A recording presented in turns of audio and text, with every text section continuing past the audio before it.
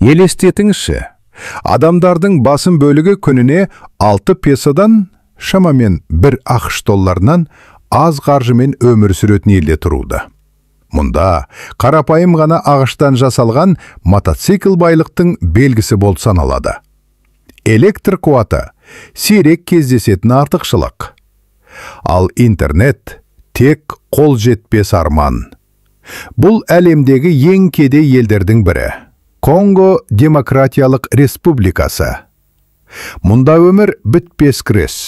Бүтіндей отбасылар тамақ тапшылығына, негізді қызметтердің жетіспеуіне және мүмкіндіктердің жоқтығына тап болып, аса ауыр кедейшілік жағдайында өмір сүреді.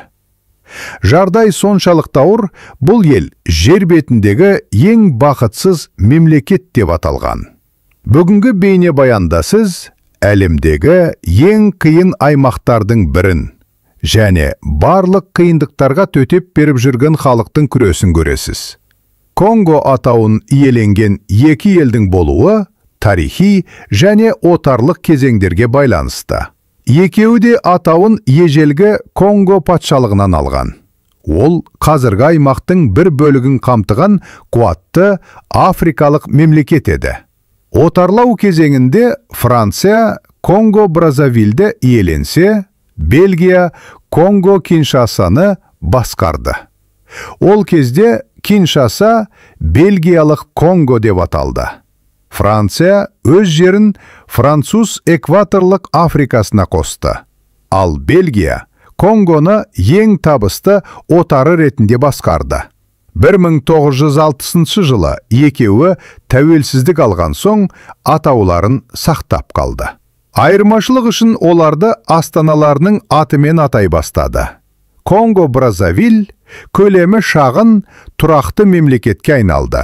Ал Конго-Киншаса көлемі үлкен, бай ресурстарға ие, бірақ ішкі қақтығыстарға толы ел болып қала берді. Бүгінгі әңгіме осы соңғысы жайында. Қарапайым болу үшін оны толық атауымен емес, жай ғана Конго деп атаймыз. Конго Демократиялық Республикасы Африкадағы көлемі жағынан екінші ел. Оның аумағы 2,3 миллион шаршы шақырымнан асады.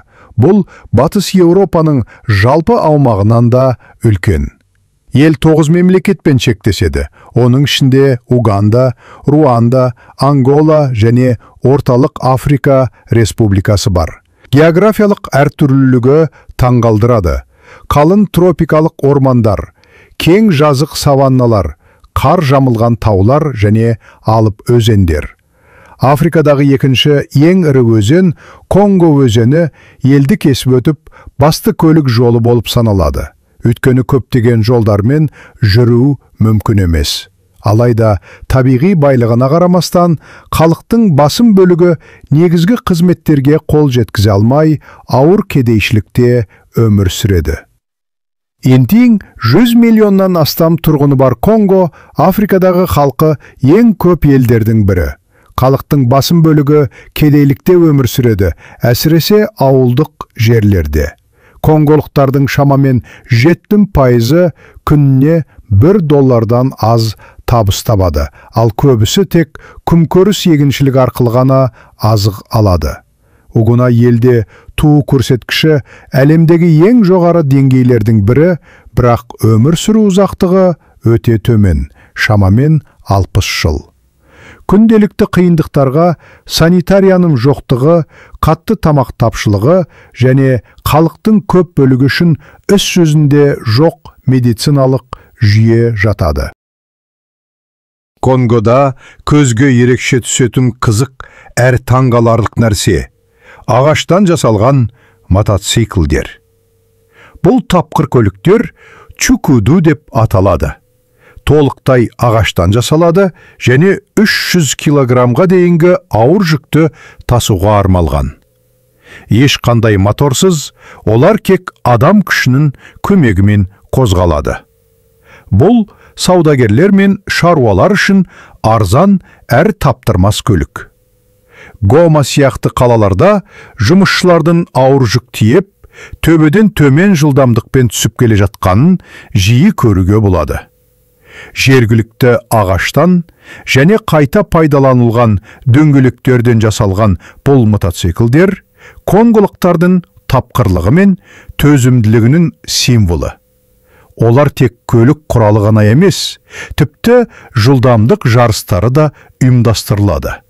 Онда қатысушылар биік төбелерден төмен түсіп, шеберлік көрсетеді.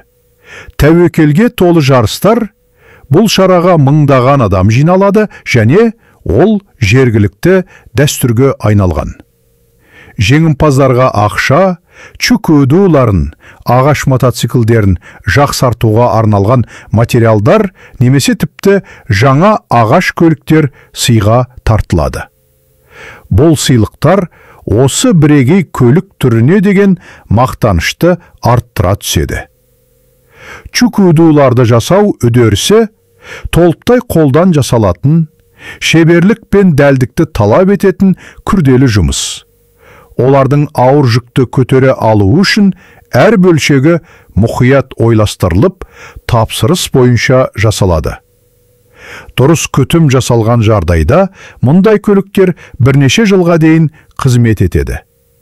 Көптеген отбасыларда чукуду жасау өнері атадан балаға беріліп, құрметті кәсіпке айналған.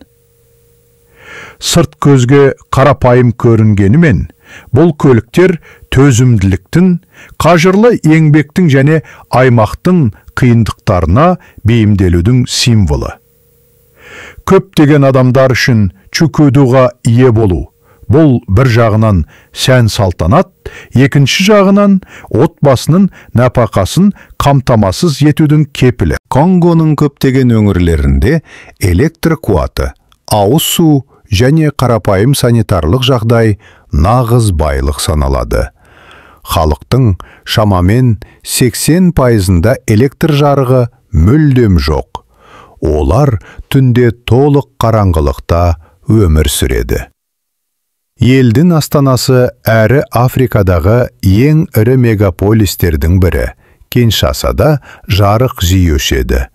Ал ауыз суға қол жеткізу өте қиын. Ауылдық жерлерде жағдай тіпті мүшкіл. Тұтас ауылдарда ешқандай негізгі инфрақұрылым жоқ. Көпшілік ластанған өзендер мен көлдерден су алуға мәжбүр. Бұл тырысқақ пен іш өту сияқты қауіпті аурулардың таралуына себеп болады. Елдің жолдары шұрық тесік, қоғамдық көлік ретсіз. Ал ауруханаларда ең қажетті медициналық құрал жабдықтар да жоқ. 1960 жылы Бельгиядан тәуелсіздік алғаннан бері Конго Демократиялық Республикасы соғыстардың, көтерілістердің және қатаң саяси жанжалдардың ортасында қалып келеді.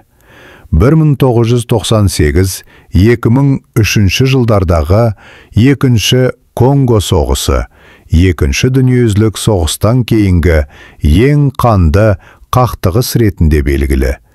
5 миллионнан астам адамның өмірін қиды.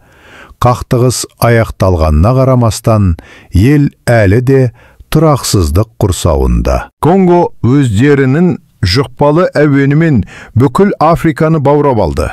Би бұл ел мәдениетінің ажырамас бөлігі. Заманауи стильдермен қатар дәстүрлі билер де мақтанышпен сақталып, рухани рәсімдерде, мерекелерде және қауымдық тойларда маңызды орын алады. Ең танымалдарының бірі Куба патшалығының биі.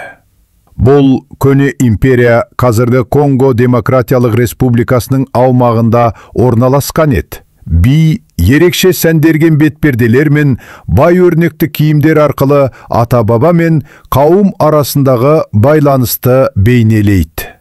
Тағы бір би дәстүрлі түрде банту халықтарына, соның ішінде Хоса халқына тән. Хосалардың басым бөлігі оңтүстік Африкада өмір сүргенімен, бұл би Конгода да кездеседі. Мұндай билерде әдетте серпінді қимылдар мен үйлесімді секірулер орын алады.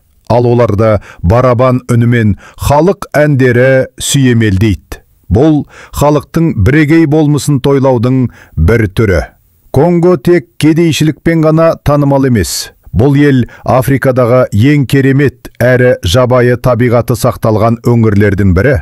Мұнда тропикалық ормандардан бастап белсенді вулкандарға дейін бар, ал биологиялық әртүрлілігі ерекше. Табиғатты сүйетіндер үшін бұл нағыз жұмақ. Мысалы, Вирунга ұлттық паркі Конгоның ең әсем жерлерінің бірі әрі Африкадағы ең көне ұлттық парк. Мұнда атақты таулы гориллалар мекендейді. Сондай-ақ бұл қорықта вулкандар, қалың ормандар мен керемет көлдер бар. Парк ЮНЕСКО-ның дүниежүзілік мұралар тізіміне енген және әлемдегі сирек жерлердің бірі. Мұнда гориллаларды олардың табиғи мекенде тамашалауға арналған сафари ұйымдастырылады. Астанадан тыс жерлерде табиғат көріністері одан да әсерлі. Тесвиль өңгірі елдегі ең жұмбақ жерасты жүйелерінің бірі. Мыңдаған метрге созылатын бұл геологиялық құрылымда соқыр балықтардың ерекше түрлері және қараңғылыққа бейімделген басқа да жануарлар мекендейді. Мұның бәрі ғылыми және туристік зерттеу үшін керемет орын болып саналады.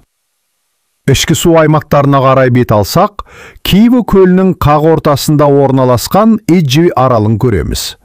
Бұл арал Африкадағы ең үлкендерінің бірі, және жасыл таулар мен дәстүрлі ауылдар қоршауында тыныш өмір сүру мүмкіндігін ұсынады.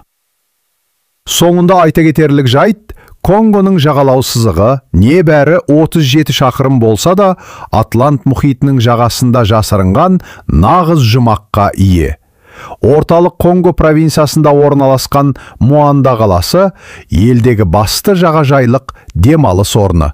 Мұндағы жылы су мен алтын түстес құм демалып, бой сергітуге таптырмас жағдай. Ал Конго өзенінің мұхитқа құятын сағасы көрініске ерекше сән береді. Бұл өмір жергілікті халық пен сирек келетін туристер арасында танымал. Әсіресе күн батқан сәті ұмытылмас әсер қалдырады. Конгалық тағамдар қарапайым болғанымен, дәммен дәстүрге бай. Күнделікті ас мәзірінің негізін маниоктан дайындалатын фуфу және маниок жапырағынан жасалатын понды құрайды. Балық, әсіресе өзендер мен көлдер маңында негізгі азық-түлік болып саналады. Ол көбіне қақталып, немесе отта қуырылады. Ең дәстүрлі тағамдардың қатарында могизо, жержаңғақ пен пальма майынан жасалған тұздықта пісірілген тауық немесе балық, және либоке, ет немесе балық банан жапырағына оралып, буға пісіріледі. Бұл олардың табиғи дәмін ерекше ашады. Бар. Қорытындылай келе, Конго Демократиялық Республикасы табиғи ресурстары аса бай, бірақ кедейшілік пен қақтығыстардан көп зардап шеккен қарама қайшылықтарға толы ел. Соған қарамастан, оның жарқын мәдениеті, бірегей табиғаты және халқының төзімділігі Конгоның әлі де зор мүмкіндігі бар екенін дәлелдейді. Осы бейнероликтің соңы. Егер соңына дейін көрсеңіз, ұнату батырмасын басып, арнаға жазылыңыз. Бұл мені жаңа видеороликтермен бөлісуді жалғастыруға шабыттандырады.